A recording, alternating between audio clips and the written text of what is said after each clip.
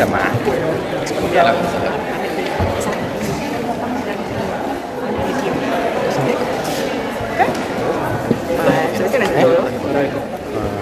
No sé. Buenos días, ¿cómo les va? ¿Cómo andan? ¿Todo bien? Bueno, soy mi nombre es Jorge Correa, soy médico de acá, de Yota 10. Trabajo inicialmente en enfermedades de transmisión vectorial. ¿Sí? En este caso vamos a hablar de zoonosis, una enfermedad de transmisión por vectores. Y el tema que nos atrae, en este caso, bueno, son los síndromes febriles agudos inespecíficos, también bueno, con impacto a nivel hemorragíparo. Y tiene que ver bueno, con enfermedades que son de curso emergente o reemergente. Esto significa que obviamente hay silencios y hay momentos en los cuales van a aparecer muchísimo más. Vamos a hablar de estancias de brote. ¿Qué es un brote? Un aumento de casos en una región. Bien, inesperado. Un aumento inesperado de casos, bien, que en este caso, bueno, estas enfermedades se manifiestan de esta forma. Muchas veces hay casos aislados y muchas veces, como nos pasó este año, sin ir más lejos, tenemos obviamente aumento exacerbado de casos y esto lo llamamos brote o epidemia. Bueno, obviamente cuando transgreden las fronteras y los continentes hablamos de pandemias. Y son emergentes, como les dije, porque hay silencios en los cuales aparecen, hay momentos en los cuales no se detectan, ¿sí? Son periodos muy aburridos, se podría decir. Son endémicas y regionales. Bien, ¿qué quiere decir endémica y regional? Bueno, que habitan en nuestra región.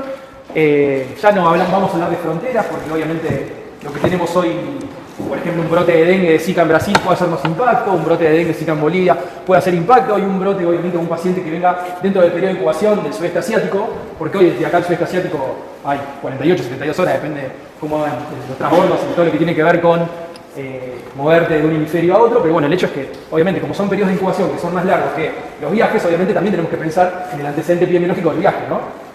Y justamente, bueno, pensarlos desde ese punto de vista, ¿no? De que son periodos de incubación quizás de 2-3 semanas, ¿sí? Y muchas veces un poquito más, como por ejemplo para hantavirus en la transmisión interhumana, que son hasta 6 semanas. Entonces el hecho justamente es ese, de que pensar estas enfermedades en función del nexo epidemiológico bien y de la geografía médica. Es un concepto que también acá en el MUNI lo tenemos bastante incorporado con respecto al nexo en el cual el agente etiológico se encuentra en el lugar donde se toma contacto, bien, y tiene que ver en este caso con el periodo de incubación también, y la geografía médica, ¿no? Saber de dónde viene y qué es lo que está circulando en ese lugar. Bien, es muy importante esto. Digo, bueno, si vas a sudeste asiático, sabés que hay dengue y chikungunya, bueno, obviamente vamos a arrancar la solicitud de estudio, obviamente pensando en un cuadro clínico compatible con dengue y chikungunya. Ahora sí sabemos de que es un paciente que viene de Brasil, tenemos un brote de Zika, obviamente vamos a pensar primero en Zika. Bien, hoy es un modelo de fiebre amarilla, bien, que se puede llegar a pensar, obviamente, en situación de viaje. El modelo actual de fiebre amarilla, muy raro, ¿sí? Casi nada, no estamos viendo, obviamente, el modelo, digamos, sin viaje o sin conexión epidemiológica. Así que bueno, dentro de lo que son los objetivos de esta clase es vincular lo que es el síndrome febril agudo inespecífico, que ahora lo vamos a definir como una entidad infectológica, como punto de partida de diagnósticos diferenciales de diferentes agentes etiológicos. Vamos a reconocer aquellos agentes etiológicos que va a haber virus, bacterias, bueno, si encontramos malaria o plasmodium también podemos vincularlo. Relacionar qué aspectos clínicos y bioquímicos lo caracterizan inicialmente, para eso que sea un trampolín para pedir obviamente estudios específicos. Vamos a vincular, como dije anteriormente, con lo que es geografía médica y periodos de incubación. Y por último, obviamente, bueno, los aspectos principales de lo que son diagnósticos terapéuticos y preventivos con respecto a lo que son los síndromes febriles agudos. Bien, sabemos que tiene la particularidad entonces de ser bastante parecidos al inicio. Esto se llama un inicio pródromo, en el cual el cuadro clínico es bastante, se podría decir, parecido, bien, entre dengue, Zika, entre dengue, chikungunya, malaria también, muchas veces, en el cual la característica principal, obviamente como lo dice el nombre, es la fiebre, y es de curso autolimitado. Quiere decir que tiene un inicio, tiene un final, que puede ser obviamente sin secuelas, con reconstitución ad integrum, o obviamente llevar a la mortalidad del paciente. Y generalmente, bueno, hay excepciones a esto, pero bueno, generalmente no dejan secuelas, bien, y la excepción a esta regla, el chikungunya, por ejemplo, bien, que es un virus que produce artralgias crónicas en un porcentaje menor, entonces, bueno, el hecho es que puede llegar a dejar esta secuela. Son enfermedades que no son supurativas, bien, no hay cápsula bacteriana, no hay pus, no es meningo, no es neumo, no es hemófilos, bien. No son granulomatosas, ¿sí? No hay hipersensibilidad de tipo 4, no hay células de Langhans, no hay en este caso corona linfocitaria, como vimos ayer, con aumento en este caso de la inyección que hace contraste del realce de la imagen. Bien, y no van a la cronicidad, excepto bueno, lo que les acabo de marcar con chikungunya, y bueno, van a responder a un espectro etiológico bastante amplio. Desde el punto de vista fisiopatogénico sabemos que son enfermedades de curso bifásico. Esto significa que tienen dos fases. La primera fase es la etapa febril, inespecífica, como dije anteriormente, en el cual el agente etiológico se encuentra en sangre. Bien, obviamente esto es algo que se pone como regla, se podría decir, pero bueno, para virus dengue, por ejemplo, son 5 días. Para, obviamente, leptospirosis son de entre 5 y 7 días. Para chikungunya se puede extender más. Esta viremia puede ser 8, 9 y hasta 10 días. Entonces, bueno, el hecho es la primera fase de la enfermedad es la fase en la cual se encuentra el agente etiológico en sangre, y en la segunda fase de la enfermedad ya tenemos anticuerpos. Entonces acá quedan bien marcadas las dos fases. La primera fase es la fase prodrómica, el cual se caracteriza por lo que es el síndrome febril agudo inespecífico, bien donde hay un daño directo de órgano, podría decirse por el agente etiológico en cuestión, o una respuesta inflamatoria inespecífica secundaria, digamos, a la respuesta frente al agente etiológico que hace impacto, por ejemplo, en el endotelio. Bien, y allí, bueno, tenemos un paciente que se presenta dentro de lo que es la vieja escuela infectológica como un cuadro febril sin foco. Bien, y sin foco significa justamente porque no tenemos un órgano en particular afectado en esta primera fase, y se acompaña entonces de esta bolsa de síntomas, ¿no? Mialgias, artralgia, cefalea, dolor abdominal, náuseas, vómitos, diarrea, puede ser un cuadro de inicio también. Bien, ya en la segunda fase, recordemos que el agente etiológico ya no está en sangre, y lo que tenemos son los anticuerpos, bien, y lo llamamos periodo de estado. Y en esta fase, cada agente etiológico va a tener una particularidad. Si hablamos de hantavirus, por ejemplo, va a haber una gran extravasación plasmática a nivel pulmonar y un deterioro de la función ventricular. Si hablamos de dengue, por ejemplo, hablamos de trombocitopenias, de daño de la microvasculatura, que es lo que hace que después vengan las hemorragias. Bien, o si hablamos de leptospirosis también, tenemos trombocitopenias, tenemos hemorragias, bien, y tenemos compromiso en este caso, hepático, bueno, veremos ya en un ratito. Bien, y el daño se va a producir por los complejos inmunes, por las toxinas o por la propia citotoxicidad secundaria, en este caso, al agente etiológico. Como dije anteriormente, entonces, hay una bolsa de agentes infecciosos, vamos a diferenciar los virales, en este caso los flavivirus, dengue, zika, fiebre amarilla, encefalitis de San Luis, encefalitis del oeste del Nilo o encefalitis japonesa. Obviamente, un escenario actual que podemos decir hoy para nosotros en nuestra región es dengue. Obviamente, bueno, podemos pensar en zika, tuvimos casos de chikungunya. Este año también en la zona sur, bien, así que bueno, obviamente es un alfavirus y también lo tenemos que pensar. Hay otros virus como Mayaro, Simi, Ross River, bueno, obviamente de otros lugares. Arenavirus, vamos a quedarnos con las fiebres hemorrágicas sudamericanas, particularmente con el virus Junín, que causa obviamente de cuadros febriles en el centro de nuestro país. Y después hantavirus, que bueno, tenemos varias regiones de transmisión, pero bueno, nos interesa saber que es un virus que se transmite por contacto con orina de roedores y como les dije anteriormente, ya no son todas zoonosis, bien, y hay un 3% de los hantavirus o los serotipo antes que se puede transmitir de manera interhumana. Entonces, bueno, el hecho justamente es ese, hay mucho contacto, porque hay personal de salud que se vio afectado y hasta ha fallecido en el acto de atención de pacientes con, obviamente, hantavirus. Bien, dentro de los gérmenes bacterianos encontramos a leptospira, rickettsia y a clamidia, dentro de lo que es el cuadro febril agudo muy parecido. Ahora vamos a hablar un poquito de cada una de ellas. Bien, y los protozoarios, en este caso como germen paradigmático, tenemos a Plasmodium. Bien, entonces el mecanismo de transmisión serían las picaduras de insectos, para los flavivirus, para los alfavirus. En este caso, bueno, contacto con garrapatas, que es la mordedura de garrapatas. Las garrapatas tienen aparato masticatorio.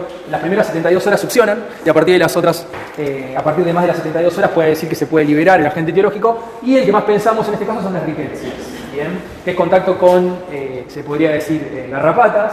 Dentro de lo que son las rickettsias, bueno, obviamente nos interesa también saber, del punto de vista epidemiológico, saber de dónde vienen estos pacientes, ¿no? Porque uno dice, bueno, una fiebre manchada, hubo casos en Sao Paulo hace muy poco, bueno, me han comentado, no sé si lo he hablado con alguno de ustedes, pero bueno, hubo casos este año en Sao Paulo y obviamente, bueno, en el norte de nuestro país están las rickettsias, en este caso las rickettsias por Rickettsia rickettsii, que son las fiebres manchadas y que obviamente ponen en riesgo la vida de aquellos pacientes que se afecten. Después las otras rickettsias que tenemos acá dando vuelta, por ejemplo, son las fiebres manchadas que son las benignas, que por ejemplo es Rickettsia parkeri, bien, que la Rickettsia parkeri se encuentra en todo lo que es zona, se podría decir, del delta paranaense, tenemos casos en Córdoba, en San Luis, pero bueno, no son las malas, bien. El hecho es que, bueno, una dosis de oxiciclina salva vidas, así que sepamos que un cuadro febril exantemático en el contexto de un viaje que viene del norte, bien, ¿por qué no, obviamente, utilizar la doxiciclina si es que no tengo idea de qué está pasando? Bien, el hecho, bueno, que solamente una dosis de oxiciclina salva vidas. Contacto con orina de roedores, lo vamos a focalizar en leptospirosis y en hantavirus. Bien, y obviamente, bueno, tenemos dentro de lo que son las fiebres hemorrágicas sudamericanas el virus Junín. Y por último, el contacto con aves, en este caso, bueno, vamos a pensar en Clamidia psittaci. Sabemos que es una especie de clamidia que se transmite por contacto con aves, ya sean vivas, ya sean muertas, por contacto con secreciones de aves o excreciones de aves, y que bueno, aquello que sale del control sanitario, por ejemplo, aquellas aves que se venden en ferias o donde no están, digamos, muy controladas, pueden llegar a ser un foco de contagio, y particularmente lo presento como un síndrome febril agudo porque se presentan con mucha fiebre, se presentan con mucha cefalea, pero tienen una neumonía, es una neumonía por germen atípico. Bien, entonces bueno, el hecho de tener una clamidia también obviamente nos pone en situación de pensar en un síndrome febril agudo. Bien, arrancamos con leptospira. Recordemos, bueno, que tenemos dos especies de leptospira, una no patógena que es ambiental y una patógena que es la interrodens, y a la vez se subdivide en diferentes serovariedades. Otra forma de poder diferenciarlas a partir de las genoespecies. Estas son las serovariedades que se van a buscar en el laboratorio, que van a ser 10 serovariedades distintas. Bien, obviamente que bueno, son las 10 serovariedades que recomienda la OMS. Sabemos que es un espiroqueta o un espirilo que cae por debajo de las 200 micras. Esto hace de que no se vea en el microscopio óptico, muy parecido a al que le ponemos a pálido, exactamente muy bien, que tenemos que verlo en un fondo oscuro. Esto es lo mismo, pero la diferencia es que para lo que es el diagnóstico de leptospirosis, lo que tenemos en este caso es el test de microaglutinación o el MAT, que es esto que están viendo acá. Básicamente que son leptospiras vivas expuestas a suero de los pacientes. Entonces el suero del paciente, bien, se empieza a titular y a partir de ahí obviamente se expone a las 10 serovariedades de leptospira. Bien. Y esto es lo que se puede observar en este test que se llama test de microaglutinación, o en sus siglas en inglés MAT, de Microagglutination Test, que es el gold standard, se podría decir, del diagnóstico de lepto. Bien. ¿En qué momento le pedirían un MAT a un paciente pensando en leptospirosis? Fuerte, fuerte. Bien, en una situación de inundación, bien, perfecto, un cuadro febril en el contexto de inundación, me gusta. ¿Algo más? ¿Y en qué momento le pedirían? ¿En qué fase? Vamos a hablarla. ¿La prodrómica o en la prodrómica? Esta es la fase leptospirémica, ¿no? Sí. Y la segunda fase es la de estado que hay anticuerpos. Si dijimos que vamos a exponer suero del paciente frente a leptospiras vivas, juntamente lo tengo que pedir en el periodo, digamos, de estado, ¿sí? En el periodo, digamos, la segunda fase de la enfermedad. Para la primera fase de la enfermedad, nosotros lo que buscamos son, en este caso, por biología molecular, ¿sí? Obviamente amplificación genómica, bien, en los cultivos, bien, que los cultivos, bueno, no me ayudan a tomar una decisión terapéutica porque son cultivos de lento crecimiento, no son bacterias de lento crecimiento. Entonces, generalmente, para lepto, si tengo una sospecha clínica sostenida en la epidemiología, porque tuvo contacto con agua contaminada, porque estuvo en algún depósito donde hay roedores, o en alguna cocina, en algún galpón, en algún gallinero, contacto con agua contaminada, que el perro se haya enfermado de leptospira, que es un punto muy frecuente, obviamente, de contagio, bien, el hecho es que justamente no voy a esperar una PCR, no voy a esperar un cultivo para tomar una decisión terapéutica. Bien, en todo caso, bueno, obviamente, pienso epidemiológicamente, clínicamente compatible y lo puedo tratar, en este caso con drogas, se podría decir de acción intracelular, que en este caso, bueno, son las tetraciclinas. Bien, pero bueno, el hecho es que puedo pedir una PCR, puedo pedir un cultivo, pero no me ayuda a tomar una decisión terapéutica. La decisión terapéutica la sostengo en la clínica y en la epidemiología. Si tiene un cuadro compatible, si tiene una bioquímica compatible, ya lo tengo que tratar al paciente. ¿Bien? Sabemos que hay reservorios, los principales reservorios son los roedores. Los roedores son amplificadores de la enfermedad y no enferman.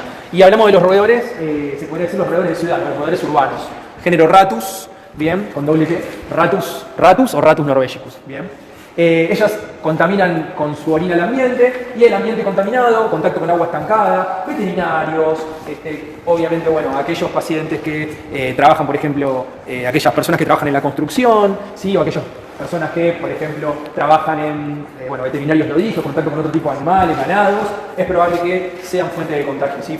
Sean pacientes que se contagian. Entonces, contacto con el medio ambiente contaminado y el animal susceptible que, bueno, podemos llegar a ser nosotros.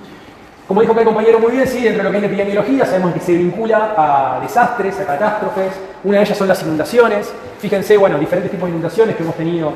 Pero bueno, después hay casos aislados también de leptospirosis que, bueno, vinculan en este caso el contacto con agua estancada. El modelo del perro, obviamente, en el contexto de la inundación, que también se puede llegar a afectar. Y obviamente acá está el chiste de los hinchas de Unión a los de Colón, que dicen, bueno, la única vez que llenaste la cancha fue ahí en ese momento. Así que, bueno, mucho cuidado con eso, pero bueno, sepamos que en Santa Fe, en la inundación del año 2003, hubo 1.800 casos probables con 500 confirmados. No hubo una letalidad asociada al síndrome de Bell. Bien, que ahora vamos a hablar un poquito del síndrome de Bell. En Entre Ríos, ¿sí?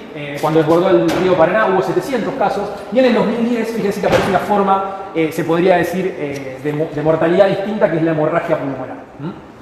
Así sabemos entonces que la leptospirosis se presenta desde el punto de vista clínico, ¿sí? Como un cuadro febril agudo. Fíjense que el síntoma cardinal es la fiebre, se acompaña de otros síntomas como mialgia, cefalea, náuseas, vómitos, dolor abdominal, ¿sí? Diarrea puede llegar a tener, y un dolor bastante particular dentro de lo que son las mialgias generalizadas, que es el dolor en pantorrillas, en gemelos, bien, que es bastante característico. Y algo que no les dije hasta el momento es la ausencia, bien, que es el signo, justamente el signo negativo que estoy buscando para estas enfermedades, ¿sí? Que es justamente la ausencia del compromiso de la vía aérea superior.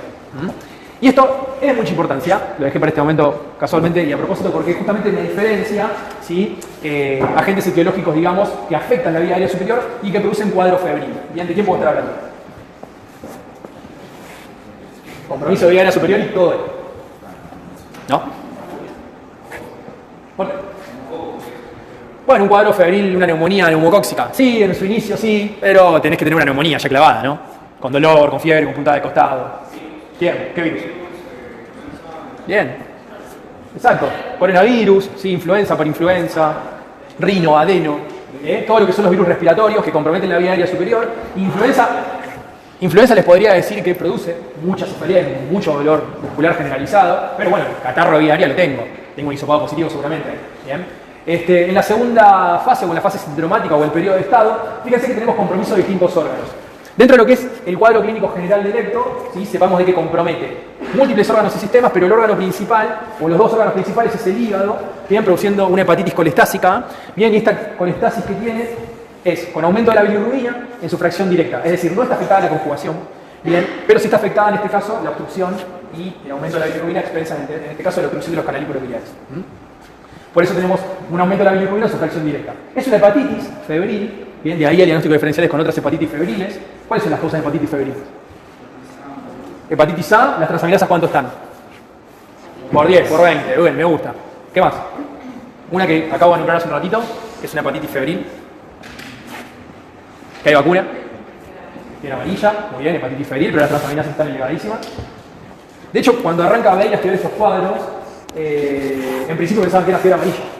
Y después, obviamente, bueno, nada, el tiempo le dio una razón y era lento. ¿Bien? Y ahí se diagnostica lo que es el síndrome de Bell, que es una ictericia, en este caso, con hepatitis colestásica, fíjense el aumento de las transaminasas. Sí, otras pueden ser, en este caso, Oxiela, como germen raro, pero por contacto epidemiológico, ¿sí? Contacto con cabras. Y después hay, obviamente, otro tipo de virus que producen hepatitis febriles. ¿Cuáles pueden ser? Que producen aumento de transaminasas y un cuadro febril. Dengue. Muy bien, dengue, excelente, muy bien. Dengue aumenta mucho las transaminasas, particularmente en este brote vimos mucho compromiso intestinal con afectación hepática y diarrea, cosa rara, pero lo vimos mucho, por serotipo 2, pero bueno, veremos a ver qué pasa con el correr del tiempo. Bien, ¿alguno más? Los secundarios. Bien, ¿cuáles? Primario. Muy bien, tenés primario y citomegalo, y obviamente de la mano de ahí, ¿qué le pido? Una serología de HIV. Exacto, bien, excelente. Citomegalo y Epstein-Barr, me gustan dentro de trompeta, órganos secundarios de afectación y obviamente HIV. ¿Sí? Entonces una hepatitis febril lo tengo que considerar, sí lo tengo que considerar. Dentro de lo que es la nefropatía del lepto, bien, la característica particular que tiene es la afectación tubulo-intersticial. Bien. Entonces nosotros tenemos afectación de los túbulos, bien, pensando fisiopatológicamente, sabemos que hay una alteración seguramente de algún ion, en este caso es el corazón. Bien. Entonces tenemos un cuadro febril con ictericia, con aumento obviamente de los valores de urea y creatinina, como los vemos acá, obviamente por ¿sí?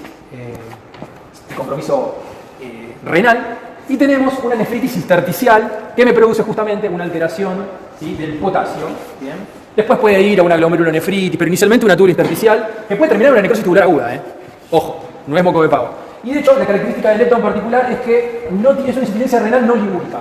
¿Recuerdan las insuficiencias renales, no? Prerrenales, ¿sí? Que eran oligúricas, y las renales propiamente dichas, estas tubular intersticiales, es decir, no se altera el ritmo diurético, pero tenemos aumento de la creatinina, aumento de la urea e hipocalemia. ¿Está bien? Y ahí tenemos un paciente, la verdad, que bastante interesante. Puede haber una meningitis a líquido claro, ¿sí? Que se parece mucho a una meningitis aséptica viral. De hecho, es diagnóstico diferencial con meningitis asépticas. ¿Cuáles son las causas de meningitis asépticas? Vamos a repasar el examen ya, vamos. Causa de meningitis aséptica. Algunos hablamos, acá. Muy bien, bueno, vamos a diferenciar herpes, que es una viral, pero es una más encefalitis. Exacto, es más encefalomielitis, si quieres, herpes. ¿Por qué? Porque es una gran necrosis, ¿sí? Obviamente depende de la zona, ¿no? Si es el límbico, frontal o temporal, con todas sus alteraciones en función del área que afecte. Pero bueno, el herpes, digamos, es más una encefalitis. Y si yo sospecho un herpes por cambio de conducta, un paciente joven, paciente obviamente que le puede llegar a quedar mucha comorbilidad, lo tengo que tratar en ese momento para herpes, ¿eh? Mucho cuidado con eso, sí, lo tengo que tratar inmediatamente para herpes. Bueno, pero ¿cuáles son las causas más frecuentes de meningitis aséptica? No me lo dijeron. No, estás muy cegado con el Muñiz, pero te banco igual, pero no es una meningitis tuberculosa, son virales. Eco y Coxsackie, muy bien. Enterovirus, Eco y Coxsackie. Bien, no cambió mucho de micro esto, no vayan a leer otro libro. ¿Está bien? Eco y Coxsackie. Muy bien. Puede ser una causa de neumonía atípica. Bien. ¿Cuáles son las causas de neumonías atípicas? O neumonías por gérmenes atípicos. ¿Por qué se llaman neumonías por gérmenes atípicos? Esto lo vieron porque lo vieron con Julián Seguro. Bien. Patrón. Disociación clínica radiológica, me encantó. Bueno, acá fíjate que tenemos un cuadro febril agudo, con semiología respiratoria seguramente, ¿sí? Pero bueno, mucho compromiso generalizado. ¿Sí? Entonces, poca placa y mucho paciente. Bien, pero mucho cuidado con la neumonía atípica o atípica hoy, ¿no? Bien, más que nada nos sirve para lo terapéutico. Entonces decimos, bueno, neumonía por germen atípico, sé que le tengo que poner una droga intracelular. Para lepto es la doxiciclina. ¿Sí? Y si las presento, se podría decir de frente y de perfil. Doxiciclina. 100 miligramos cada 12 horas por 7 días es el tratamiento de la lepto. Bien. Hemorragia pulmonar es una forma, se podría decir, distinta que no se presenta con el síndrome de Bale asociado. ¿Qué quiere decir esto? No tengo ictericia, no tengo compromiso generalmente renal y generalmente es un cuadro febril agudo que precede, ¿sí?, a la falla respiratoria aguda grave con hemorragia pulmonar. Es un paciente que viene con fiebre, viene con mialgias, quinto o sexto día, deterioro de la función respiratoria grave, unidad de terapia intensiva, ventilación mecánica. Hemorragia pulmonar por hantavirus. Y acá lo podemos diferenciar, perdón, ¿por hantavirus dije? Sí. Bueno, dije hanta, pero es lento pero hanta. Bueno, pues justamente el hanta se parece muchísimo, pero no es una hemorragia pulmonar, sino que justamente es una gran afectación, digamos, alveolar, pero en lugar de sangre es plasma. ¿Bien? Pero bueno, lo dije como un furcio, pero me salió bien. ¿Sí? Bueno, hay hemorragias, hay miocarditis, hay uveitis, pero ya en las etapas avanzadas. Obviamente es una bacteria, hay leucocitosis con neutrofilia, hay aumento del eritro, hay trombocitopenia, y esto también, obviamente, me la pone muy de la mano con hantavirus, es muy parecido a hantavirus, viene en ese sentido. El bail le sobra, obviamente, con la bilirrubina en su fracción directa por obstrucción de los canalículos, como dijimos anteriormente. Aumento de la FAL, fíjense, obviamente si le pido una gama de glutamil transpeptidasa, también está aumentada. Bien. CPK elevada, esto es por el gran componente de mialgias, como dije anteriormente, alteración de la función renal y el líquido, que es una meningitis aséptica. Bien, y ya repasamos. Neumonía por gérmenes alíticos, meningitis asépticas. ¿Qué más? Neumonías, causa de hepatitis febril. ¿Qué más quieren? Bueno, ¿sí? Bueno, fíjense los hallazgos en periodo de estado. Bien, neumonía, 64%. Estos son pacientes en terapia intensiva, con afectación hemorragia pulmonar. Ictericia, neumonía y hemorragia pulmonar. Ictericia 30%, meningitis 22%, ictericia neumonía, ictericia meningitis, fíjense como las formas con compromiso multiorgánico, multisistémico para lepto, o ictericia insuficiencia renal, 100% de los casos. Síndrome de Bale puro. Bien. Entonces el Bale es eso, es un cuadro febril con ictericia y con compromiso multiorgánico, que puede ser leve, una neumonía leve, o puede ser grave, con afectación de muchos más órganos. Bien. La letalidad no es menor, 6% dice acá, según las distintas series es entre un 5 y un 15%. En fallas multiorgánicas, es el compromiso más de un órgano, si o más de 2 se podría decir, es hasta un 50% de la mortalidad. Bien, así que bueno, no es gratis, y volvemos a lo que le dije anteriormente, alguien que piensa leptospirosis, en ese momento tiene que poner el tratamiento antibiótico, porque no sabes qué va a pasar después, y no sabes si después vas a volver a ver a ese paciente, o que consulta en otro lugar. Bien, entonces como se podría decir como para pensarlo también, ¿no? Decir, bueno, lo pienso, lo trato, ¿está bien? Después me preocuparé por la serología, por el cultivo, por todo, ¿está? Pero hoy es eso. Entonces, bueno, dentro de lo que es la clínica, como dije anteriormente, la leve se asocia a síndrome de Bale leve, la neumonía grave se asocia con ictericia intensa, hemorragias, NTA y trombocitopenia. La trombocitopenia es uno de los primeros hallazgos, así que bueno, mucho cuidado con eso.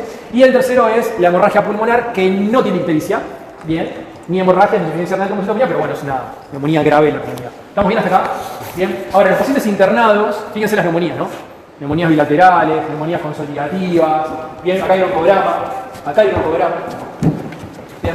Y después la hemorragia pulmonar, ¿sí?, que tiene que ver más que nada con, obviamente, el impacto bilateral, fíjense los micronódulos que se parecen mucho, ¿sí?, a otra forma de presentación radiológica. ¿De cuál es?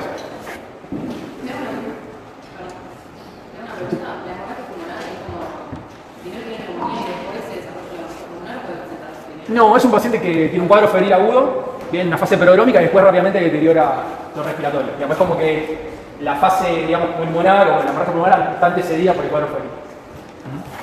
Inyección conjuntival bastante característica, ictericia de piel e ictericia de mucosa, ¿sí? Bastante característica. Bien. Bueno, como les dije, entonces el tratamiento es con droga de acción intracelular, como a todas las neumonías por gérmenes atípicos, como dije, doxiciclina, ¿sí? 100 miligramos cada 12 horas por 7 días. Y la otra posibilidad, obviamente, bueno, si se interna, ¿sí?, los pacientes les podemos dar penicilinas. Bien, aminopenicilinas, ampicilina, se puede dar, o cefalosporinas, en este caso de tercera, como la ceftriaxona. Bien, son drogas que están avaladas. En pacientes menores de 8 años, siempre está la disyuntiva de si le puedo dar no doxiciclina. Sepamos de que, bueno, es una droga que no se usa en pediatría, así que ahí le podemos dar amoxicilina. Bien, y en pacientes que están embarazadas, también es una posibilidad. ¿Le puedo dar doxi a una embarazada? ¿No? ¿Qué le tenemos que dar? Bueno, bien, una penicilina. ¿Y si es alérgica a la penicilina? Sí, vieron que las alergias a la penicilina, las ceftriaxonas muchas veces no van de la mano. Pero bueno, una posibilidad es eritromicina. ¿Sí? Eritromicina que se le puede dar a la embarazada. Bien.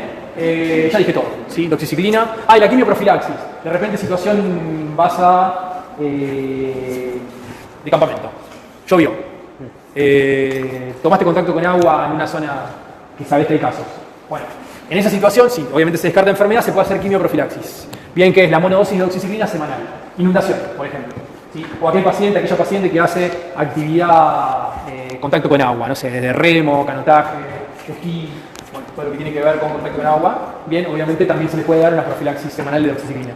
Que tiene un impacto no menor. Cuando uno, vieron los yanquis, ¿no? Que cuando quieren colonizar algo como que mandan a los marines y obviamente estudian todas las enfermedades del lugar. Entonces para ellos tiene una tasa de reducción muy buena que es casi el 95%, es decir, de un 4% de pacientes que realmente pueden hacer infección baja un 0.2. Bien, eso es bastante interesante porque uno dice, bueno, de última, esta gente con los fines que tenga, pero bueno, de última estudió el impacto de la administración quimioprofiláctica, ¿no? No estoy hablando para nada ninguna conducta, pero bueno, lo que quiero decir es que bueno, tiene el impacto positivo el hecho de la quimioprofilaxis. Bien, y lo otro de la quimioprofilaxis es las vacunas. Bien, que sepamos que dentro de lo que son las vacunas existen, ¿sí? La posibilidad de aplicar vacunas a los animales que se enferman y la otra posibilidad obviamente a aquellos pacientes que tienen contacto epidemiológico muy positivo, como por ejemplo, no sé, veterinarios o alguno que haga alguna actividad acuática, se les puede dar una vacuna. ¿Sí? Y creo que estamos bien acá, Telep. ¿Estamos bien? ¿Sí? Bueno, hablamos un poquito de arbovirus, sabemos flavivirus, que son las especies circulantes en Latinoamérica y Argentina. Bien, hablamos de dengue, fiebre amarilla, donde el agente etiológico es Aedes aegypti. Bien, después las encefalitis de San Luis y oeste del Nilo, que fíjense que dentro de lo que son los vectores, ¿sí? Tenemos en este caso el Culex, ¿sí? Para encefalitis de San Luis y oeste del Nilo, y el virus Zika, en este caso que se transmite con el mismo agente etiológico que dengue, que fiebre amarilla, pero tiene la particularidad de que tiene otros mecanismos de transmisión. ¿Cuál es para el virus Zika? Aparte de bien, contacto con transmisión vertical, ¿sí? Embarazadas, afectadas, personas que están afectadas con el virus. Bien, o transmisión sexual, ¿sí? También se puede dar, en este caso, bueno, lo que dice el CDC hoy, que hasta 12 semanas, que son 3 meses, luego de haber salido de zona epidemiológica, bien, tengo que contemplar, digamos, si una pareja se fue de viaje a una zona de transmisión, por ejemplo, no sé, iría a Brasil, ¿sí? Entonces lo que hay que ver justamente es eso, de que son dentro de esos 3 meses, la particularidad justamente es esa, ¿sí? De tener mucho cuidado con eso. Y si la mujer o bueno, la persona gestante fue sola, en este caso son 2 meses, ¿bien? Para esperar, digamos, el hecho de hacer la concepción. Y lo digo todo esto porque, bueno, ahora se viene toda una banda de cuestiones que tiene que ver con fertilización y con todo lo que tiene que ver con vientres subrogantes y todo eso, ¿no? Que básicamente se puede llegar ahí. Con respecto a lo que es el cuadro neurológico, produce cuadros de neuropatías y a nivel de transmisión vertical hay un síndrome congénito, ¿sí? Que es justamente un síndrome congénito vinculado a Zika, pero que bueno, es bastante parecido a las otras de transmisión, digamos, vertical. Produce entonces microcefalias, bueno. Pero la particularidad que tiene también, además de la calcificaciones y que puede dar epilepsias, cuadros bastante terribles, es el hecho de que mujeres, o bueno, personas gestantes que tienen niños, niñas con Apgar 10 en 10, al 9º mes, 10º mes de vida, aparece un cuadro, digamos, de sordera, es un cuadro postnatal. Y la verdad que bueno, que eso es bastante tremendo porque bueno, como dice, ha pasado por Brasil en algún momento, por alguna zona de transmisión, y el hecho es que aparezca un cuadro, digamos, una alteración, una disfagia en el 8º, 9º, 10º mes de vida, bien, tremendo, ¿no? Así que bueno, dentro de lo que son los complejos patogénicos asociados a flavivirus encontramos sin enfermedad asociada o con formas febriles indiferenciadas. Obviamente esto siempre sostenido en una epidemiología, ¿no? No vamos a pensar, como dije anteriormente, un modelo de fiebre amarilla, ¿sí? Que no haya salido de Buenos Aires. Entonces, obviamente siempre lo pensamos en el contexto epidemiológico. Si compromete, obviamente, a nivel neurológico podemos pensar en San Luis, en Zika o en encefalitis del oeste del Nilo. Y si pensamos en alteración de la microvasculatura, ¿sí? El principal es dengue, con la afectación, como dijeron muy bien allá, hepatocelular, sistema nervioso, pero bueno, el principal órgano de impacto de dengue es obviamente el endotelio vascular. ¿Y qué produce el endotelio? En la microvasculatura. Sí, antes del líquido o antes de la pérdida de líquido. Fuerte. Claro, exacto. Lo que hace es un daño en la microvasculatura con inflamación del endotelio. Recordemos que la inflamación, ¿qué produce? Citoquinas. Una gran liberación de citoquinas. ¿Y qué más? ¿Qué dice la punta? No, no sé qué tengo. Claro, exacto. La inflamación produce aumento de la permeabilidad. Exacto, muy bien. El aumento de la permeabilidad se va a terceros espacios. Bien. Y estos terceros espacios justamente son los que me van a afectar, ¿sí? Mayormente al paciente. Bien. Es como una gran extravasación plasmática y un alto grado de deshidratación. Entonces el principal tratamiento para dengue, ¿cuál es? Rehidratación, líquido. Muy bien, excelente. Bueno, acá tenemos a las dos vedettes, se podría decir, Aedes aegypti y Aedes albopictus. Bien, obviamente, esto ya está en la Villiquen. ¿Sí? Batitas blancas y negras, vuelo 40 a 200 metros. Bien, pican 2 momentos del día, la mañana y la noche, generalmente son hábitos antropofílicos. Tienen la particularidad de algo que se llama transmisión transovárica, bien, que es justamente eso, ¿no? Que se transmite el virus en la oviposición también, y la particularidad justamente que ya no necesitamos dengue en frontera o pacientes virémicos que entren para tener un cuadro de dengue o ver un cuadro de dengue. Bien. Y esto lo de los 40 o 200 metros está bien vinculado con la afectación de la pequeña urbe, ¿no? Porque uno dice, bueno, para dengue, generalmente, bueno, lo que tenemos son zonas así como zonas calientes, ¿no? Hot points se llaman, en los cuales justamente, sí, tenemos, por ejemplo, no sé, año 2009 les diría, hubo muchos casos en Ciudadela, Ramos. Este año particularmente hubo muchos casos en lo que es la zona de Versalles, Santa Rita, bueno, justamente hubo un problema ahí con todo lo que es el tema de las piletas y todo esto, ¿no? En Lugano hubo mucho también. Pero bueno, el hecho es ese, ¿no? De que Aedes aegypti lo tenemos en el 60% del territorio. Se lo ha comprado hasta la zona de Saladillo. Bien, acá hay una línea en el tomólogo del Ponte que vincula hasta Bahía Blanca, pero bueno, el 60% del territorio está infestado con Aedes aegypti. Y la particularidad que en Ciudad de Buenos Aires, ¿sí? Se hicieron estudios con ovitrampas y el 60% de las ovitrampas dieron positivas para Aedes. Entonces, bueno, tenemos al vector, todo dado entonces para mantener esta enfermedad durante mucho tiempo. ¿Saben cuál fue el único momento en el cual no hubo Aedes aegypti a nivel nacional? Eso fue lo que frenó la gran epidemia de dengue que se venía en el 2020, que estaban los 3 serotipos circulantes, el 1, el 2 y el 4. Bien, pero no. ¿Alguien tiene otra opción? Bueno, en la década del 50, Ramón Carrillo, médico sanitarista, el primer médico sanitarista, obviamente en el contexto del uso de DDT para lo que fue la erradicación de malaria, lo que hizo justamente, bueno, ¿sí?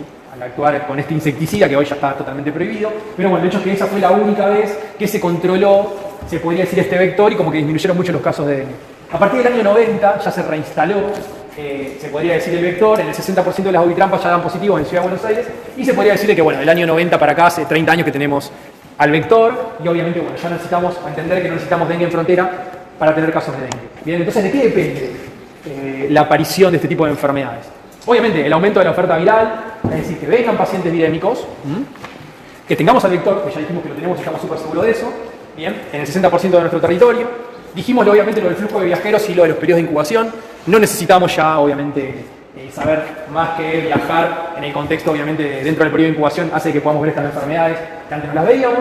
Y, obviamente, fenómenos climáticos, que no somos ajenos a que en Buenos Aires vamos a tener, de acá en adelante, entre 6 y 8 meses de calor extremo. Bien, hace 2 semanas salió en Nature, bueno, justamente una alerta sabiendo que vamos a sufrir dengue por largo entendido por las altas temperaturas que se nos vienen. Entonces, bueno, el hecho es que tenemos que estar preparados para ver dengue. Bien, tenemos que estar preparados para saber dengue y cómo actuar frente al mismo. Lo último que puse sobre el control de las episodias, justamente hablamos de episodias vinculadas a la transmisión de fiebre amarilla. Bien, fiebre amarilla hubo en Buenos Aires, de hecho la creación de este hospital fue vinculada a la presencia, obviamente, del brote de fiebre amarilla. El hecho es que, bueno, en las episodias, que son las epidemias en macacos y obviamente en primates no humanos, de hecho en Brasil en el año 2016-2017 tuvieron un aumento inesperado, un brote, ¿no?, de casos en primates no humanos, e hizo que, bueno, tuvieran que salir a vacunar masivamente a la población. Bien, ¿alguien estuvo en Brasil en esa época de ustedes? ¿Ustedes? ¿No? 2016-2017. ¿Te vacunaron para fiebre amarilla? Lo que hicieron fue algo muy bueno, porque tomaban, digamos, dentro de lo que es la vacunación que era para una persona, la diluían y vacunaban a 10. Y la verdad, bueno, eso fue en Sao Paulo y en Río, y particularmente había un parque llamado Parque del Orto, que tenía justamente, sí, muchos casos de macacos. Estaba 10-15 kilómetros de Río de Janeiro, ¿no?, de Río Centro. Así que, bueno, el hecho es que pudieron contener, digamos, la actividad del virus vacunando masivamente a la población y a los primates no humanos. Entonces, la falta de control de estas episodias, al menos en lugares, obviamente, de transmisión, es muy importante controlarla. Para nosotros, nos alcanza con decir que nos vacunemos todos y todas.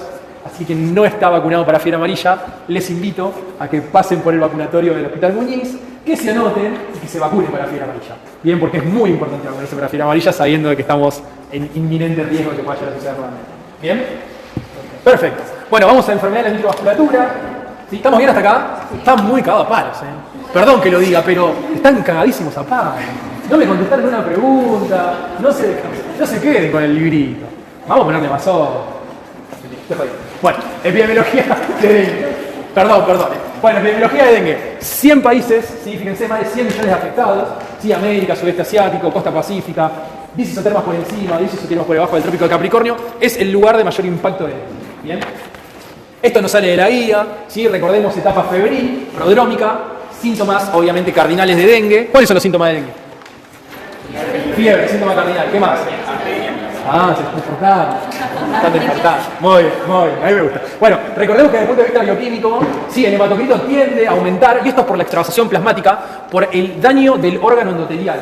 ¿Sí? Capítulo 4 del West Taylor. Vayan ahí está todo. ¿Sí? Bueno, justamente, ¿sí? Órgano endotelial afectado. Esto es lo que hace que se inflame y que extravase líquido. Que pasa del intravascular al extravascular. Si pasa al extravascular, el paciente está deshidratado. Si entendemos eso, es todo lo que viene después. ¿Sí? La hemorragia, la plaquetopenia, ¿sí? Obviamente la afectación de distintos órganos y sistemas que se dan obviamente porque son órganos nobles. Pero bueno, el hecho es ese, que primero es el daño a la microvasculatura, la disminución del intravascular para obviamente generar, ¿sí? Obviamente estos terceros espacios, y a partir de acá el daño de los órganos nobles. Los pacientes están entonces deshidratando. ¿Cuáles son los órganos nobles de dengue? ¿Qué tengo que cuidar? Bien. Bien, deterioro cognitivo, me gusta. ¿Qué más? Signos de alarma que preguntan. Hígado y vaso sería algo así como dolor abdominal, ¿sí? Que se genera estos terceros espacios a nivel de la fosa pericolicística. Bien. Es un primer signo de alarma. Bien. Es un abdomen agudo, si me permiten la expresión, es una colecistitis, inflamación de la pared de la vesícula, alitiásica, porque no hay piedras, bien, y que cura con agua. Pero obviamente hasta ese momento es un abdomen agudo. Bien, dolor, mucho dolor en zona del hipocondrio derecho. Bien. Una de las principales pautas de tratamiento dijimos que es la hidratación. Si los pacientes tienen dolor abdominal y vómitos, signo de alarma, se queda. Bien. Si tienen cuadro hemorragíparo, porque hay una gran deshidratación, y después de la deshidratación viene la plaquetopenia y viene la hemorragia, también se queda. Bien. Y como dijimos anteriormente, órgano noble, deterioro cognitivo. Eso es específico para todas las enfermedades transmisibles, ¿no? Digo, un deterioro cognitivo en el contexto de neumonía forma parte del curvo. Un contexto, obviamente, de cualquier tipo de enfermedad infecciosa tóxica, si tiene deterioro neurológico, también. ¿Sí? Y esos signos de alarma van a aparecer justamente en la etapa crítica, que es entre el cuarto y el séptimo día, que yo tengo que preguntarle a los pacientes y tengo que darles muchas pautas de alarma. Si usted tiene dolor abdominal, si usted tiene vómitos, si usted tiene sangrado, o si vive lejos de un hospital, o si tiene alguna comorbilidad, pues la vamos a nombrar, obviamente los tenemos que hacer volver a los pacientes. ¿Bien? La tercera etapa es la de recuperación, obviamente ya no hay virus en sangre, hay anticuerpos, ¿bien? Y puede haber una gran extravasación plasmática que lo que haga es que muchas veces hay pacientes que se descompensen, ¿bien? Cardiópatas, ¿sí? Pacientes renales crónicos.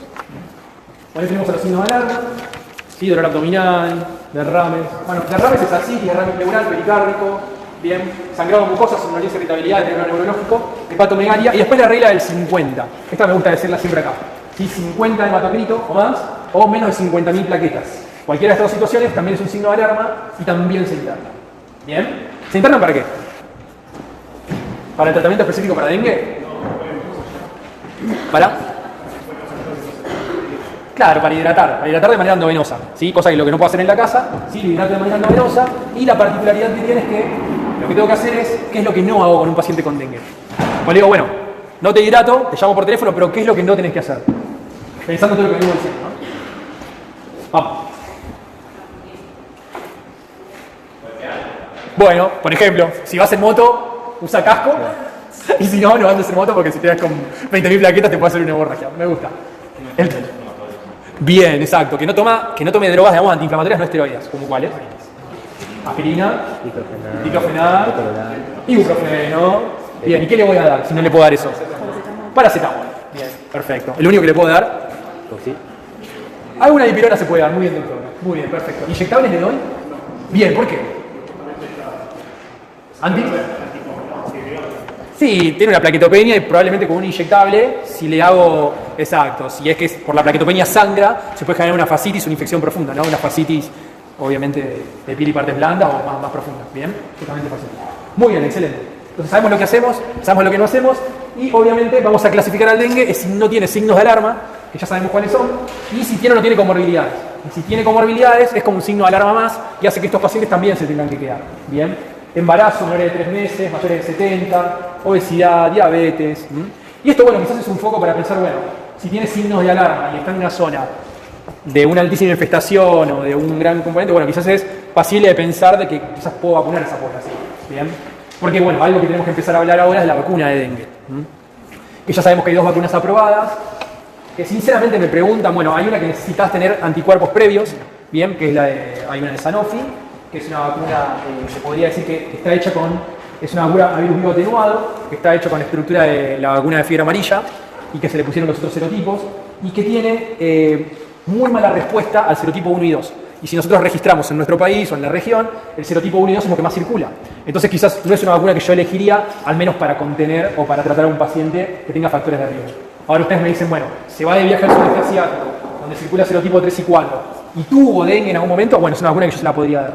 La otra vacuna es una de Takeda, que se llama TAC-003, que se llama Qdenga, y tiene la particularidad de que está hecho sobre la estructura del serotipo 2, bien, le agregaron obviamente recombinantemente los otros serotipos, anda un poquitito mejor, no necesita serología previa para dengue positiva, son 2 dosis y bueno, parece que está un poquito mejor esa vacuna, está aprobada por ANMAT, no la tenemos todavía en nuestro país. Dígame. Bueno, justamente, la que dije primero, la de Sanofi, ¿recuerdan la inmunofacilitación o bueno, la respuesta secundaria con la exacerbación por la segunda posición? ¿Sí? Justamente por la de Sanofi se vio eso, de que tenías que tener serología previa positiva, porque si no, si te daban la vacuna y después te afectabas por dengue, hacías como una infección secundaria, ahí no te vacunado. Entonces es como que, buena pregunta, obviamente hay que tener mucho cuidado con eso. Con tener una serología previa positiva y haber demostrado haber tenido dengue. La otra vacuna no es necesario, no es necesario que tengas la serología previa. Bien, riesgo social, obviamente cueste llegar al sistema de salud, una enfermedad tan dinámica que cambia día a día, hace de que obviamente también sea una comorbilidad más. Y después el dengue grave, que el dengue grave es aquel que hay alteración hemodinámica, hay escape severo, ¿sí? de fluidos, hay hemorragias intensas, en este caso, bueno, hemorragias intensas hablamos de grandes hematemesis, bien, hemorragias en este caso epistaxis, sangrados digestivos, prolongación del tiempo de la menstruación, bueno, cualquier tipo de sangrado mayor, obviamente también es un dengue grave, y un daño orgánico específico, ¿no? Bueno, este año en particular, si me preguntan, vimos muchas hepatitis por dengue, ¿sí? Transaminasas por 700, 800, la verdad que, bueno, bastante interesante en el contexto este del serotipo 2. Hay encefalitis por dengue, hay miocarditis por dengue, así que, bueno, estos son dengues también atípicos, que funcionarían como dengue grave.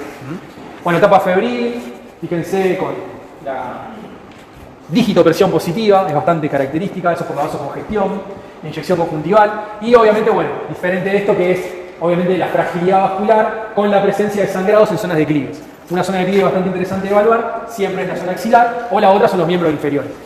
Sangrado de las encías también y obviamente, bueno, en este contexto, como dije, hematemesis, melena, pensamos en la etapa crítica de la enfermedad y estos pacientes también se internan, obviamente. Bueno, hallazgos bioquímicos y clínicos, rapidito, ¿sí? Clínica, fiebre, mialgias y cefaleas, fíjense como síntomas cardinales.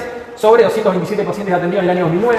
Trombocitopenia y leucopenia como hallazgo del laboratorio más frecuente. Es decir, cuadro febril en el contexto de transmisión de dengue. Muchas veces no era necesario llegar al NS1, a la IgM, sino con cuadro clínico compatible en el contexto de brote y un laboratorio con leucopenia y plaquetopenia era, bueno, tenés dengue hasta que se demuestre lo contrario. Y luego, obviamente, te controlo o por teléfono, bien, que en muchos lugares de Buenos Aires se hizo eso. ¿Alguien tuvo dengue acá? Ahí tuvo dengue. Cuente, doctor, cuente. Cuente su experiencia. Sí, o sea, ¿Acá o en Brasil? en Brasil. Bien. ¿En qué parte? En São Paulo. Sao Paulo. Bien. Siga. No, o sea... ¿Cómo se presentó? ¿De manera aguda, abrupta o tardó en instalarse el cuadro? No, o sea, fue... Yo empecé como tomando unos inflamatorios, ¿no? ¿Antiinflamatorios no esteroides? Bien, ¿no? Bien, ¿no? No, no es contra vos, es contra justamente, ¿no? Información del sistema. O sea, empecé con un dolor de cuerpo, como que se agravaba, fiebre, entonces, bueno, son antiinflamatorios. Dale, que va, dale que va. Bien, ¿y? Y ahí empecé a piorar y hasta que en un día simplemente desperté y empecé de la cama, o sea, pensé que me rompí los huesos. Bien, fiebre y quebrantahuesos también le dicen a algunas personas. Bien, me gusta, ¿y? Bueno, la fiebre... ¿Lo pasaste mal? Sí, la fiebre. ¿Hiciste algún signo de alarma? No, la verdad que no, tuve como que técnica. ¿No tuviste? ¿Hiciste un laboratorio? ¿Un hemograma? Sí. ¿Las plaquetas te acordás? No. Bien. ¿Y qué te hiciste para diagnóstico? ¿Fue diagnóstico por nexo epidemiológico? Estaban bien. ¿Y fue diagnóstico por nexo epidemiológico o te hiciste IgM y todo? Me sacaron, pero nunca volví a buscar el resultado. El paciente ideal. Acá lo tienen. El paciente típico. Bueno, ven en imágenes. Me gusta, gracias. Este es un paciente que venía de Paraguay, que se sentó en la camilla de consultorio, tac, goteo. Hermoso. ¿Sí? Así que bueno, ahí hicimos le dolía el abdomen, ¿sí? Hicimos una ecografía y fíjense en la pared de la vesícula el engrosamiento asimétrico, que cambia con el decúbito, ¿no? Porque es líquido esto, ¿bien? Y es una colecistitis alitiásica. Ojo que muchos pacientes terminaban en cirugía. Yo lo único que voy a decir es eso. Muchos pacientes terminaron adentro de una sala, en un quirófano, por dengue, Solo voy a decir eso, ¿está? Como para que tengamos en cuenta. Derrame pleural, bien, hepatosplenomegalia, ascitis y derrame pericárdico. Cualquiera de estas, obviamente, es signo de afectación de terceros espacios. Es dengue con signo alto. ¿Se entiende? Y no, este interno se queda. Muy bien. Bueno, y el diagnóstico, hoy tenemos la multiplex, ¿no? Pero bueno, sepamos que en etapa febril virémica tenemos antígenos tempranos, que lo tenemos por NS1, que puede ser una ELISA o puede ser un test rápido de inmunocromatografía, eso yo lo tengo que modificar porque ya está el test rápido, o la amplificación genómica, que es la PCR en tiempo real, que además, ¿sí?, me brinda otra información, ¿cuál es? Cero tipo. Muy bien. La carga viral, no. Cero tipo, ¿sí? Y en la etapa crítica o de convalescencia ya le pedimos serologías, sea IgM o sea IgM. Bien. Y los confirmatorios, el aislamiento viral, que generalmente se hace en etapas tempranas, o la real PCR, que como dije anteriormente coincide con la viremia, y el test de neutralización, que esto lo vemos en micro, ¿se acuerdan? Que es cuando ponemos los hueles con los anticuerpos específicos obviamente tenemos anticuerpo antígeno específico y el suero del paciente. ¿Sí? Y eso se produce una neutralización, ¿bien? Y es el famoso PRNT, ¿se acuerdan, no? Prueba de neutralización. ¿Sí? ¿Se acuerdan? Bien. Bueno, flavivirus que compromete el sistema nervioso central rápido, San Luis y West Nile. ¿Sí? San Luis, recordemos que además de meningoencefalitis a líquido claro, que es diferencial, como dijimos anteriormente, de meningitis asépticas, bien puede producir cuadro de meningoencefalitis. Bien, esta meningoencefalitis, fíjense que es muy importante en un 70%, y es diagnóstico diferencial obviamente con herpes si es que compromete mucho. Y el síndrome febril agudo, que también lo dan en un 15% de los casos. Entonces, fíjense, la fiebre, cefalea, astenia, mialgias, muy parecido a dengue, es un flavivirus, pero la particularidad que tiene es que si compromete el sistema nervioso central puede ser meningitis o encefalitis. Rigidez de nuca, meningitis o encefalitis. Bien, desorientación temporoespacial. Muy bien. Fotofobia. Confusión. Está para el examen. Muy bien. ¿Sí? La particularidad de nuestro San Luis es alteraciones estas hiporreflexias y tiene la particularidad, bueno, estupor, alucinaciones, fíjense como, bueno, hay compromiso encefálico importante, ¿no? Da mucha encefalitis nuestro San Luis, ¿sí? El diagnóstico generalmente con el laboratorio, que fíjense que no es nada parecido a dengue, no hay leucopenia, no hay plaquetopenia, ¿sí? Hay un líquido aséptico, pleurocitosis linfocítica con hiperproteinorraquia leve, y la particularidad es que cuando el virus se podría decir, en la etapa, digamos, presintomática, se encuentra el virus en sangre, ¿bien? Y la única forma que tengo de poder demostrarlo es con la IgM, tanto en suero como el líquido cefalorraquia leve, ¿bien? ¿Sí? El virus antecede a la presencia de los síntomas. Por eso es muy difícil hacer una PCR, ¿sí?, real time para San Luis, porque cuando, digamos, es el momento en el cual puedo hacer un análisis del virus, ya obviamente no se encuentra, no hay forma de poder encontrarlo. Bien, la neutralización sigue siendo para la confirmación y el cultivo celular, obviamente, es celular. Uy, perdón, qué oscura. Pero bueno, la letalidad es en adultos mayores o en pacientes inmunocomprometidos, y como todas estas drogas, no tienen drogas aprobadas por la FDA, el tratamiento sintomático, el control vectorial y el aislamiento entomológico, ¿no? Que es obviamente todo paciente en etapa febril. Si es que no se interna, se debe aislar entomológicamente y evitar que lo piquen con repelente, ¿sí? Acá vamos a fomentar el uso del DET, ¿sí? 25%, que es el verde, ¿bien? Que es el que perdura más, se usa cada 4 o 6 horas, y vestimenta apropiada, que la vestimenta es obviamente que se cubra la mayor cantidad de superficie corporal. Entonces, plantamos diagnósticos diferenciales con dengue y con lepto, bien, como fase febril de San Luis, como una meningitis pura, ya lo fuimos nombrando, aséptica, lepto o meningitis bacteriana decapitada. ¿Cuál es la meningitis bacteriana decapitada? Le das antibióticos a Muy bien, excelente. Escucharon a una compañera, ¿no? Se le da antibióticos, no hay cultivo. ¿Cómo le diagnostico una meningitis bacteriana decapitada? Porque el cultivo lo tengo cagado porque no antibióticos. Y es una meningitis bacteriana. ¿Por antígenos? Bien, ¿qué antígenos? Los de la cápsula. Muy bien. ¿Y qué más? PCR. ¿Sí? Recordemos, la PCR también, porque obviamente quedan fragmentos de ADN y los puedo amplificar. Pero bueno, bien, meningitis bacteriana decapitada. Una causa muy frecuente. Y la meningoencefalitis tuberculosa por cripto, por herpes o estelio, también como causa de meningoencefalitis, ¿sí? No es meningitis pura, es meningoencefalitis. Fiebre amarela, rapidito, recordemos, ciclo selvático, ciclo urbano, ciclo selvático, aquella persona que se mete en zona de transmisión sin estar vacunada, bien, y el ciclo urbano es cuando tenemos obviamente al vector y a pacientes sintomáticos en zona urbana. Esto es lo que pasó en Brasil entonces, lo que les comenté, bien, hizo que la Sociedad Argentina de Infectología a partir del año 2018 ya se expidiera a favor de la vacunación, si es que dejas a Brasil, excepto a la zona del nordeste, pero fíjense que bueno, casi Florianópolis estaba tocado. Bien, y dentro de lo que es la afectación obviamente es multisistémica, con una gran lesión hepatocelular, con hemorragias, y fíjense cómo se parece mucho a lepto, ¿no? De ahí que Bale no se equivocó tanto, porque dijo, che, es una fiebre amarilla, pero parece una lepto, justamente, sí, pues se parecen muchísimo. Complica en todas estas situaciones, fíjense que cuadro febril agudo, remite, y hay un porcentaje no menor, que es un 20 o un 30%, puede ir en la segunda fase de intoxicación con una mayor ictericia, con nefropatía, con hemorragias y obviamente con un 50% de mortalidad. Y un 35-50% de mortalidad, no es poco. Ahí está la necrosis mediozonal que se observa en los preparados de corte histológico de cuadros de fiebre amarilla. Bien. Bueno, vacuna no voy a decir nada porque ya la tuvieron en la clase, ¿no? Bien. Perfecto. Zika, entonces, como dije anteriormente, todo tipo de transmisión. A partir del año 2016 ya somos país endémico o estamos encargados de emergencia. Bien, y la particularidad justamente es que cuadro febril agudo, bien, o el trastorno, se podría decir, durante la gestación, o trastorno postnatal. Bien, el postnatal, como dije anteriormente. En Brasil se hicieron en Paraíba, bueno, Paraíba, bueno, empezaron a haber casos de microcefalia, y es lo que empezó a llamar la atención, y empezaron a estudiar ahí, y así. Chikungunya, piloto de aerolíneas, 12 horas en Caracas, nada más ni nada menos, para entrar con un cuadro febril, exantema, ¿lo ven acá? El exantema, tenosinovitis, ¿ven cómo le aprieta el anillo? Bien. Y la particularidad era la poliartralgia, que eran simétricas, manos, pies, rodillas, pequeñas y grandes articulaciones, y entraba encorvado, realmente entraba encorvado del dolor. Y ahí el nombre de chikungunya en dialecto zulú, que es, bueno, ser humano encorvado, no hombre, mujer encorvada, ¿sí? Justamente lo viví.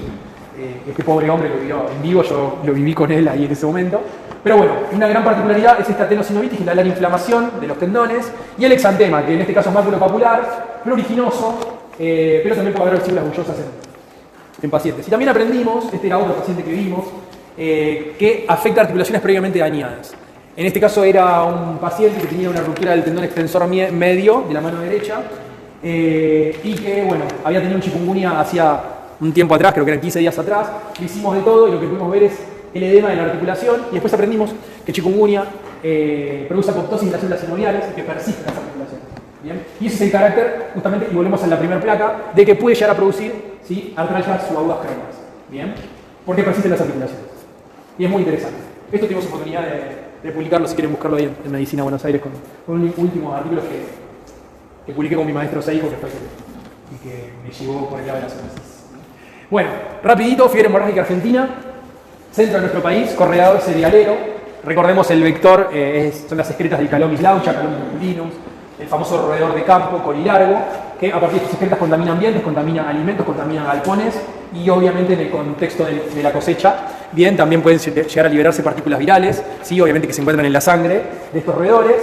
Y el cuadro es febril agudo con un gran exantema, generalmente en tronco superior, se parece a una dermatomiositis, muy parecido. Bien, y la particularidad es que tengo 8 días de ventana terapéutica para poder salvarle la vida. Y esto lo quiero decir muy así radical, porque tiene una mortalidad de un 30% esa enfermedad. Y con el suero de paciente, se podría decir que haya cursado la enfermedad, se llama suero de convaleciente, esta mortalidad baja de un 30 a un 1%. Bien, entonces cuadro febril con exantema, que no esté vacunado con Candid, que obviamente es la prevención primaria para fiebre hemorrágica argentina, y que venga del centro de nuestro país, corredor cerealero, y acá vamos a hablar de noroeste de Buenos Aires, sur de Santa Fe, suroeste de Córdoba, algunos sitios en La Pampa, bueno, Pergamino, Azul, hay lugares todavía, obviamente, no sé si alguien es de por allí, pero bueno, el hecho justamente es, si son de la zona, sepan que la vacunación es endémica, ¿bien? Y la mayor cantidad de problemas hoy con fiebre hemorrágica argentina lo estamos teniendo con los trabajadores golondrinas, ¿sí? Los trabajadores golondrinas son aquellos que vienen de otras partes y que van al sitio donde se transmiten, ¿bien? Por ejemplo, Chaco, Santiago, bien, trabajadores que son rurales, peones rurales y que llegan a la zona de transmisión. Hemorragia. La vacuna es la Candid, es una sola dosis, bien, y es lo que bajó básicamente, drásticamente, la cantidad de casos. Pero para lo que es el tratamiento, como dije, es el suero de convaleciente, ¿sí? Esto es una meningococcemia, ¿sí? Un impacto de una dermatitis por meningococo. Y el diagnóstico, bueno, salió en New England una vez, pero bueno, esto es del maestro Seiko, que bueno, le hacemos un raspado de estas lesiones y vemos los diplococos gram negativos, ¿no? Y eso es compatible con la Neisseria mellitus. Muy bien. Bueno, por último ya nos vamos, neumonía grave de la comunidad, me había quedado lecto, le había contado y me había quedado jalta. Recordemos las 4 grandes zonas epidemiológicas, el corredor La Plata, Buenos Aires, y lo vamos a sospechar, en este caso por contacto con ambientes contaminados con orina de roedores. Uno de los casos que vi era un paciente de Brasil que venía bajando en bicicleta con su pareja desde Río de Janeiro, entró por el norte de Uruguay, hizo toda la costa uruguaya y entró a Buenos Aires. Y en todos los lugares que paraba, digamos, a dormir, eran como lugares deshabitados, galpones. Entonces él se tomaba el trabajo de entrar, limpiar todo y consulta un viernes en un hospital de la ciudad de Buenos Aires, le hicieron una placa de tórax, le dijeron tomate una moxiclavu, a las 48 horas consultó nuevamente, yo estaba de guardia con Federico Simioli, que está de guardia de los martes ahora, y en un cuadro febril, con mucho dolor generalizado, con hipoxemia, con desaturación y con plaquetopenia. Esto nos hizo, obviamente, una neumonía grave en la comunidad en ese momento, pero no cerraba la plaquetopenia, no cerraba la desaturación, que a las 48 horas había estado en el otro hospital de la ciudad de Buenos Aires y la placa era normal, y esta placa tenía como un infiltrado hidrofugal con compromiso en alas de mariposa, en una insuficiencia cardíaca, para nosotros, obviamente. La plaquetopenia nos llamó mucho la atención, dijimos, bueno, es una sepsis, no sé qué, bueno, entra como neumonía grave en la terapia intensiva, pero como no nos quedamos tranquilos ahí, le pedimos una IgM para Hanta, que tiene una altísima rentabilidad, tiene arriba un 90%, ¿sí? De sensibilidad ya con la primera muestra, y le dio positiva. Y eso hizo que se active todo el pack municero y que pase de la sala 1, que es una terapia abierta, a la sala 3. ¿Fueron a la sala 3? ¿Alguien fue? ¿A la de la IPIC? Vamos a ir, capaz que vamos, con mis alumnos. La idea es que pasó a una sala de cerrada, obviamente, y a partir de ahí, bueno, se hizo todo el protocolo de hantavirus, que es el aislamiento respiratorio, porque obviamente el serotipo Andes, además de transmitirse por contacto con ambientes contaminados, se transmite de manera aerógena. Así que, bueno, obviamente, pasó a una sala de internación cerrado y zafó y siguió su viaje. Así que, bueno, aprendimos hantavirus, donde el material respiratorio es plasma, a diferencia de la hemorragia pulmonar por leptos que es sangre. Aprendimos que el hematocrito tiende a aumentar, en cambio la leptospirosis tiende a disminuir. Aprendimos que la velocidad de litro es normal, generalmente para Hanta o para lepto o para dengue, en cambio acá para lepto aumenta.